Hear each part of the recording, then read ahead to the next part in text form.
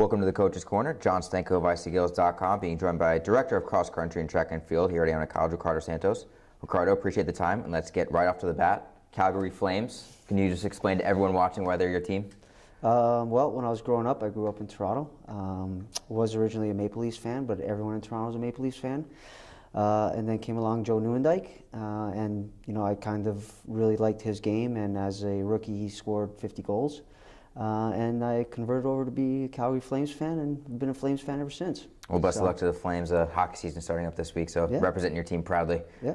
Let's get to cross-country action. Last Friday, the Iona Gaels took part in the Paul Short Invitational. So how do you feel both teams did well in the event?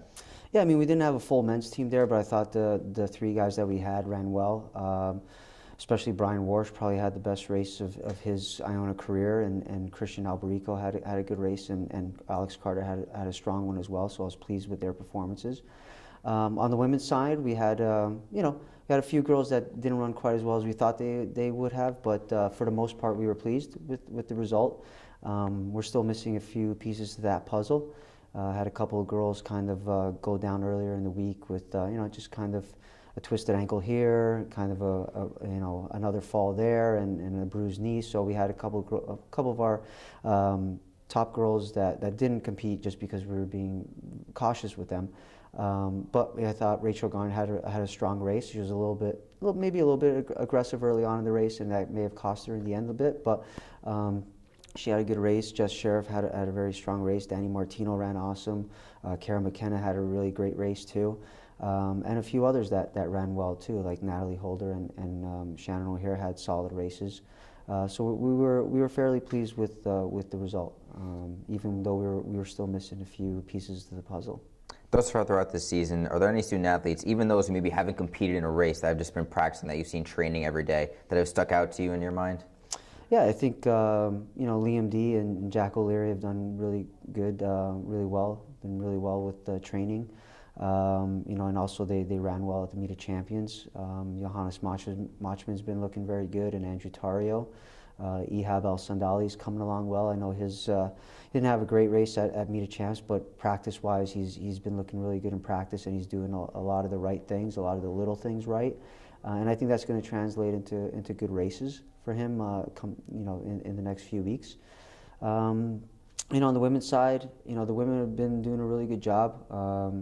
Rachel and Jess and Danny, our three senior captains there, have been leading the charge and really doing well, not just in practice but in races. So that's good to see, and it's bringing along the other girls too. So really kudos to them, because they've come a long way themselves, and now they're in a good spot, and they're helping along the younger girls too to kind of follow their suit. This is the final week of training before the major events in the championship season, if you will. Your next big event is the Wisconsin Invitational. First, what makes the Wisconsin Invitational such a prestigious event that you guys are looking forward to competing in?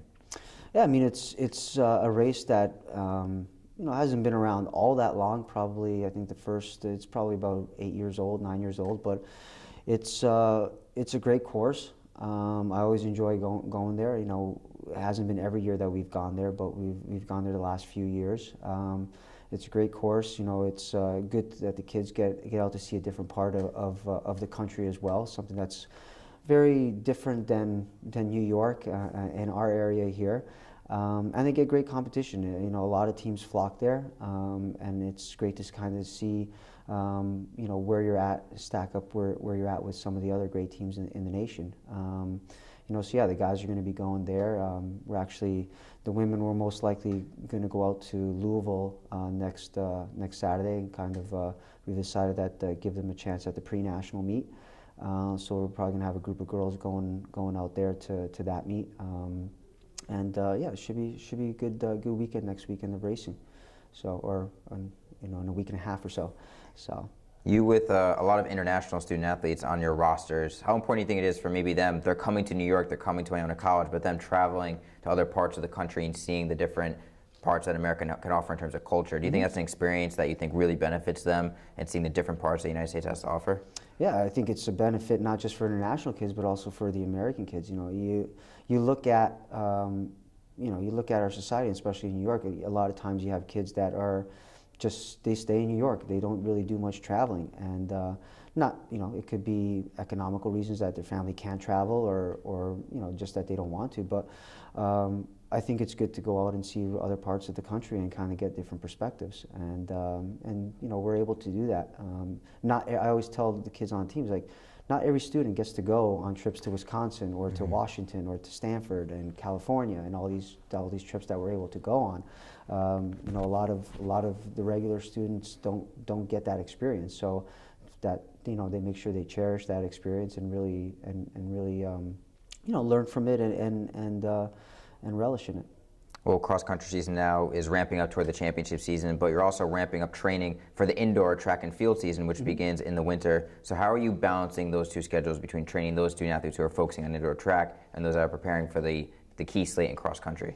Yeah, I mean, the indoor track athletes are kind of starting now. The track athletes are starting up, and I got to give kudos to my assistant Tony Mahalik, because he takes care of that group and does a great job with it, and he balances it very well, and I kind of leave him to his devices, because he's kind of got a set schedule with them and kind of has been doing it for the last couple of years, so he's got a good balance with that. So I leave him to his devices with that, and he's been doing a great job with it.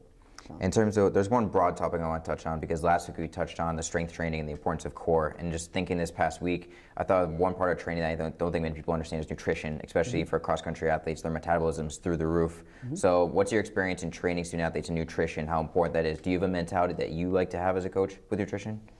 I mean, I think nutrition is a big part of our program, in terms of, obviously, with distance runners, it's a big part of their training. I think the biggest thing is educating the kids with nutrition, and them knowing, like, what's good nutrition, what they should be intaking, how much they should be intaking. And we're working with a nutritionist, and it's a great thing that we have that resource, and they work a lot with them, and helping them along those lines, and the kids know that if they ever have any questions or things like that they can come to us, or obviously we have the nutritionist now, but it's just a communication thing with them, and just making sure that they know that there's certain things that you got to stay away from that are empty calories, that are not going to really do them much good, and there are other things that are more beneficial to them, and kind of knowing them, because a lot of times this is the first time these kids have been away from home. The food is different than if it's prepared by mom or dad at home. A lot of the times, when you're eating in the cafeteria, or if you're eating, in the off-campus eateries around here, it's prepared differently. So it's a different type of food, and it's kind of educating them in that sense that it's not quite the same as when you're at home, and to know what are your healthy options. Because there are a lot of healthy options. You just kind of got to look for them, and kind of make sure that you're seeking those out. So. Well, Director Santos, best of luck to your Calgary Flames as the NHL season gets started. I appreciate the time, and best of luck in training going forward. Thanks. Anytime.